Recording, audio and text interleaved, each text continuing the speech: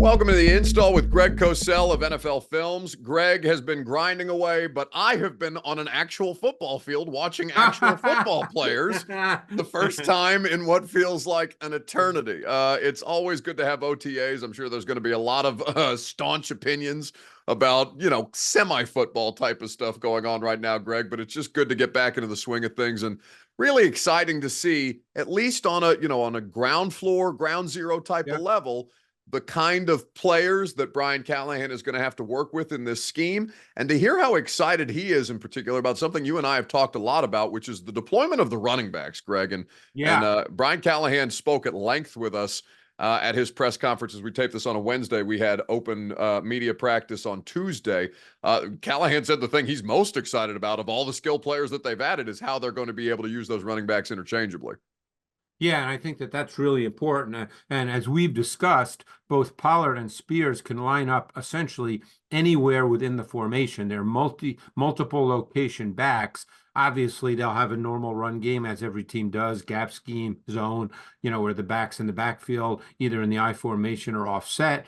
But they're going to be able to do a lot of things with both Pollard and Spears in the context of the pass game and where you can place them location-wise in the formation. And, one of the things we have discussed, which is so critical for a young quarterback, is that really helps the defense have to declare how they want to play certain things, and that really helps a young quarterback pre-snap. And that's really the goal. As again, something else we've discussed a lot, but it's just football, is that you're trying to get any quarterback, but certainly young quarterbacks, as much information as possible before the snap of the ball. I remember John Gruden always used to use the phrase "research the defense." And I think that's exactly what you try to do, is you want to be able to research the defense correctly, as often as possible before the snap of the ball, because it happens really fast, Buck. I mean, I'm not sure a lot of people realize when the quarterback takes that snap, how fast it happens. If he doesn't feel like he has a clear picture, the mind goes kind of blank. I mean, you're not seeing anything. And that's when potentially the bad plays happen, the turnovers happen. And, that's obviously the worst possible thing that can happen offensively. Yeah, so I'm gonna keep, as Coach Dave McGinnis says, I'm gonna keep my powder dry. I'm not gonna get too excited about the possibility of the things that we're seeing, because it's just 7-on-7 work right now, but still a lot of intriguing things going on the practice field with the Titans. But in the absence of games being actually played over the course of the next couple months and weeks, Greg, we're going to take a look at the AFC South and a lot of teams on the Titans schedule moving forward. And I'd like to start today with the Indianapolis Colts, who finished last year with a winning record, who did so almost, they did for the majority of the season without Anthony Richardson, the number 4 overall pick in last year's draft at quarterback. And they did so with, at the time, first-year head coach Shane Steichen, who really seemed to elevate what they were able to accomplish on offense, despite not having their top pick at the most important position. Yeah, and I think he's really good at what he does. But, I think Richardson is obviously the guy everyone's going to talk about. And, I went back and I looked at all of his plays from a year ago. Now, granted, he got hurt week 5 against you guys, the Titans. So he didn't have, I think he had 140 some odd plays. So I went back and I looked at each one, not only to watch him, but I was curious to see, because he has a specific skill set. It's a really high-level skill set in terms of size, arm strength, athleticism.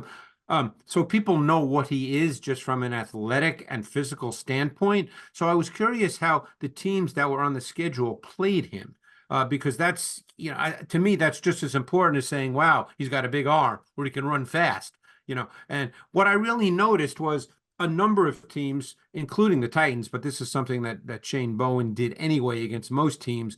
But you saw a lot of 5- and 6-man front looks with multiple 5-man pressure schemes. You saw a lot of late coverage rotation to multiple zone concepts. And that's something you see a lot in the league now, particularly versus young quarterbacks, is what you show pre-snap is not what you get post-snap, because young quarterbacks are not used to seeing that. You saw a lot of stunt concepts by the defensive line. You saw some of the teams, they played spy him, which, I think a lot of teams will do.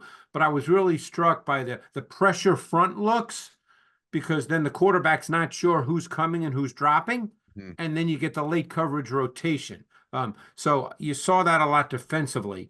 From the standpoint of Richardson, it was clear to me that Shane Steichen sort of started the season with very basic stuff. Without going too far into the weeds, the concepts were really, by NFL standards, simple and basic, which is the smart thing to do.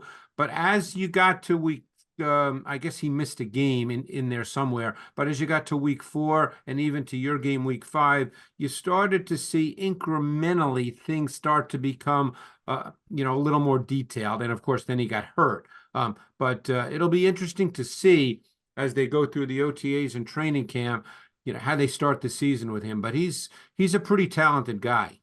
Yeah, there's no disputing that. It's just a matter of whether that talent will translate at the NFL level. And I know there's a lot of optimism in Indianapolis about that. So with Richardson and for example, the late rotation that you're talking about, the kind of disguise stuff that they're throwing at young quarterbacks, how did he manage the situation when you watch those plays back on tape? I would say he was up and down in that regard, and that's exactly what I would have expected, Buck. I thought, they lined up in 3-by-1 sets a good amount of the time, and they did that because when you line up in 3-by-1 sets, particularly with young quarterbacks, they're going to work to the trip side. They're going to work to the 3-receiver side, particularly against zone, because in some ways it's a little bit of an overload versus the zone. And if that wasn't clean for Richardson, he would leave the pocket. And at times he could run a little bit, which he's very good at, of course, and other times he would, get sacked or throw it away. They ran a lot of what we call mirrored route concepts. In other words, the same route concepts on both sides of the formation. They did that a lot out of 2-by-2 sets, because then you have 2 receivers on each side, so you could run mirrored routes, and then he'd pick a side. These are basic things that you're trying to get a young quarterback comfortable, so he's not really having to do a ton of reading. So the 3-by-1, you're reading one side. More advanced quarterback play would be when you come back to the single receiver, but he wasn't quite there yet. He's young. The 2-by-2, mirrored routes. That's fairly basic stuff too. So this is all good stuff to try to get him comfortable. Yeah, and certainly Shane Steichen is adept at that, going back to his time, of course, in Philadelphia. Did you Working know with a young quarterback in Jalen Hurts, same kind of concepts. Exactly right. And so ultimately, he did the bulk of his work last season. Steichen did with Gardner Minshew, who's now in Las Vegas. It looks like they're starting quarterback, ironically enough. But for the Colts on offense, did see the offensive line improve a little bit, Greg. And I'm sure some of that year over year, the difficulties with Matt Ryan that the Colts experience, and obviously that's a different coaching staff too. So I don't want to try and extrapolate too much over year. But the offensive line, at least it seemed from the untrained eye last year, played better in this system from the 2022 season. And obviously the mobility of the quarterbacks was a benefit to them, or at least they made it. They turned it into a positive. The run game, of course, with Jonathan Taylor and Zach Moss, who is now in Cincinnati, I want to say, is something that they obviously beat up on the Titans with great success last season. So kind of conceptually, how much of what we saw at the start of the season with the Colts can we expect to see again this season, given that once they got away from Richardson, or once Richardson was no longer available, they obviously had to change what they were trying to accomplish? Well, then their run game became kind of conventional and traditional, whereas with Richardson, you've got the run game is a big factor, because you're going to see him as a major factor in the run game. So now you have to deal with him. So you have, obviously, you're going to have RPO concepts. You're going to have read option. You're going to have quarterback draw. You're going to have quarterback sweep. You're going to have quarterback gap scheme runs. So now the run game with Richardson is a major part of the offense, which it clearly was not when Minshew was the quarterback. So there's going to be far more to have to defend. I think the big question, you mentioned the offensive line. I think the big question for them is going to be at the left tackle position, because they drafted 2 years ago Bernard Raymond, and they wanted him to be the left tackle. He really hasn't been ready. And then they played their 4th round pick from a year ago, Blake Freeland, and he is not a left tackle. and he really, really struggled. So that's where they had a big issue at left tackle. Now they did draft in the third round this year the kid from Pittsburgh who got hurt, but is a pretty good prospect, Matt Concalves. I'm not saying he's going to win the job. He's a rookie, but I think they know that that left tackle position needs to be addressed because that was an issue for them throughout most of last season. The other thing I'm fascinated to see is they drafted 2 receivers. They drafted one of my favorite receivers based on tape study, A.D. Mitchell. And I'm curious to see, how he progresses through the OTAs and training camp because he is a really talented guy. And then they drafted the kid from Oregon State in the 5th round, Anthony Gould, who was a fascinating watch. He's small, but he can run, and he's got vertical ability. And we know with Richardson, not so much with Gardner Minshew, we know that Richardson can get the ball down the field. So they've got some intriguing players now in their skill position unit. And if Jonathan Taylor can stay healthy, this could actually be a pretty good offense. No, I really love the Colts wide receivers right now. Michael Pittman, has been, I don't want to say inconsistent throughout the course of his career because obviously he's been an ascending player. And I think they just signed him to a deal too. They did. They tagged him to keep him from walking in free agency and then did extend him. But the combination of him with A.D. Mitchell and with Josh Downs, who we talked about a lot last year in the pre-draft process, Greg, with the Titans having obvious needs at wide receiver. But the way that they were able to use Josh Downs in that offense last year, I really enjoyed, and I'm looking forward, provided that, and you can't ever assume health because everybody's going to get hurt in the NFL. Yep. But I want to see as much of this unit together as humanly possible. If I'm a Colts fan, for obvious reasons, because I think they can do some really, really creative stuff.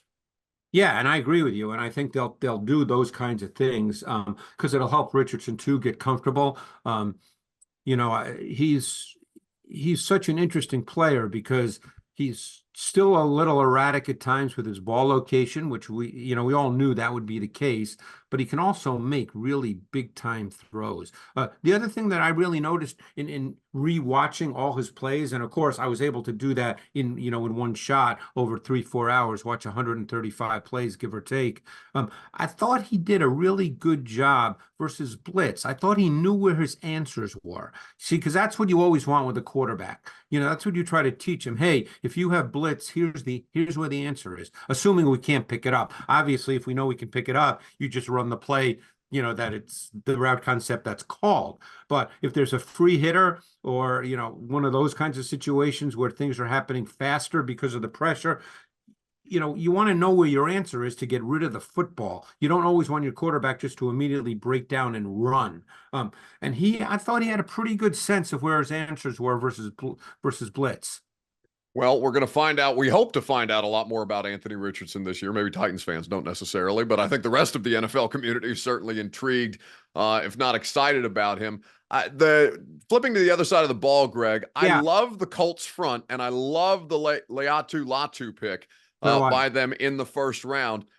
But I look at this defense in particular, and the lack of experience at corner. That's the issue. Really, really jumps off the page. Now, they were kind of involved in the L'Jarius Sneed talks before the Titans ended up acquiring him, but they really need this pass rush to get home to be able to have success as a defense, because right now I don't know what in their secondary I really trust. They ended up playing 2 rookie corners last year for most of the season. Right. From Kansas State, Juju Brents, the 2nd-round pick.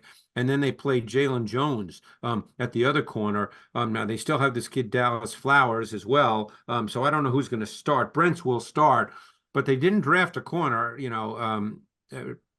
really, anywhere in the draft. A true corner. Yeah, 5th rounder, Jalen Simpson, but not somebody who you could expect to start right away. No, not at all. And in fact, Jalen Simpson, he's the Auburn kid. He actually played safety for Auburn last year. So he has corner experience, but he's not really a corner. So, I think they'll end up playing the same guys they did a year ago. We'll see, maybe they develop. Look, Brents, they expect to be a good player. He was a 2nd-round pick, and he's got length. He's about 6'3". I think he can become a solid player. Now, Gus Bradley is their coordinator. He's been doing this a long time. You'll see a lot of zone, but everybody's starting to play a little more man because you have to in this league. But he's mostly his own guy. But I think their linebackers last year played exceptionally well. Zaire Franklin's turned out to be a really nice player. And EJ Speed has turned into a really good football player.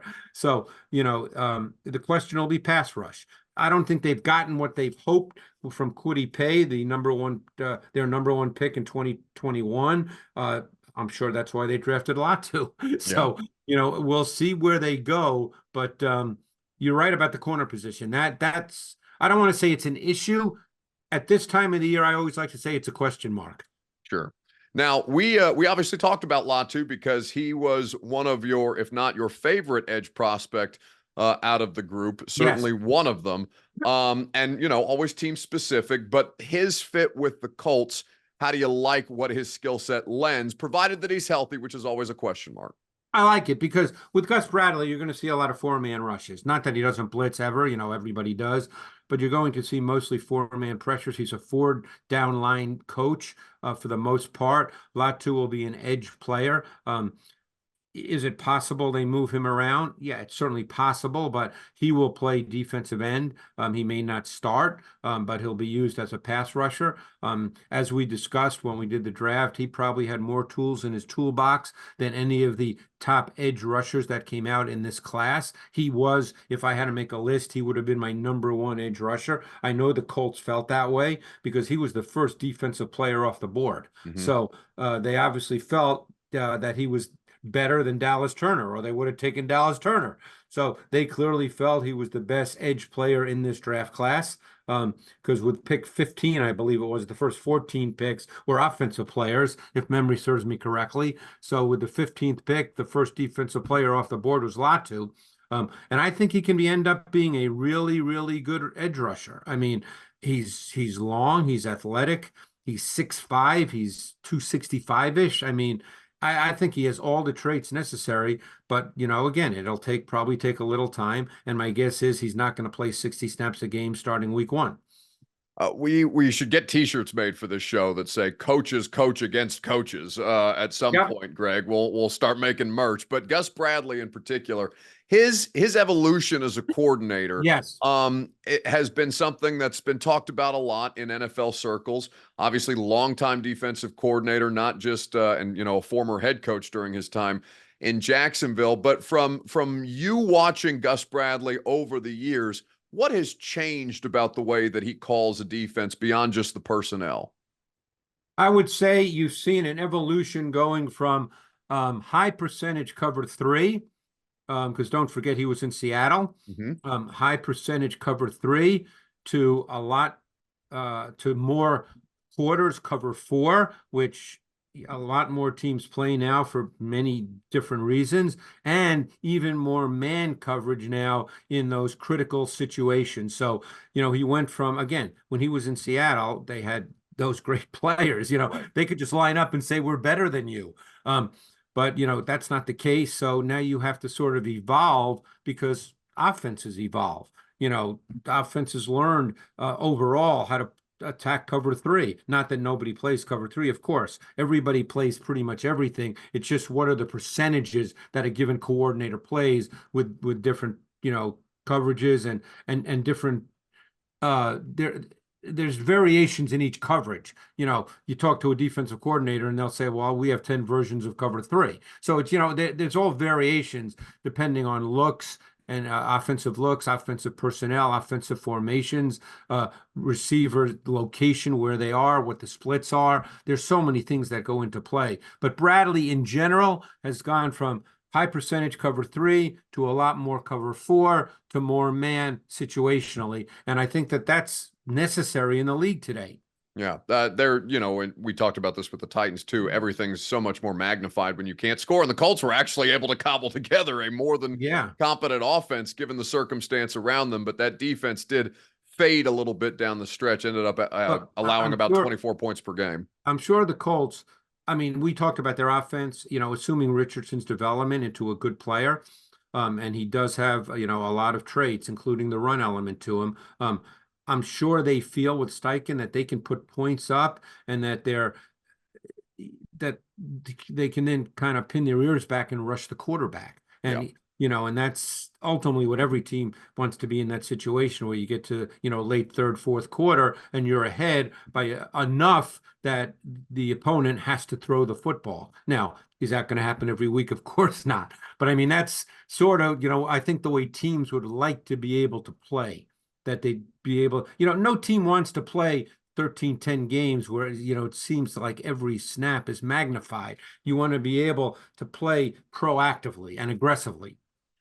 You won't convince me that Mike Vrabel didn't want every game to be 13-10, but I understand what you're saying. Right. Well, there's always an outlier, Buck. There's always an outlier. I'm going to text him later, be like, you're the outlier, bud. No context, just you're the outlier. Anyway, always good to catch up with Greg. The divisional previews are going to be fun.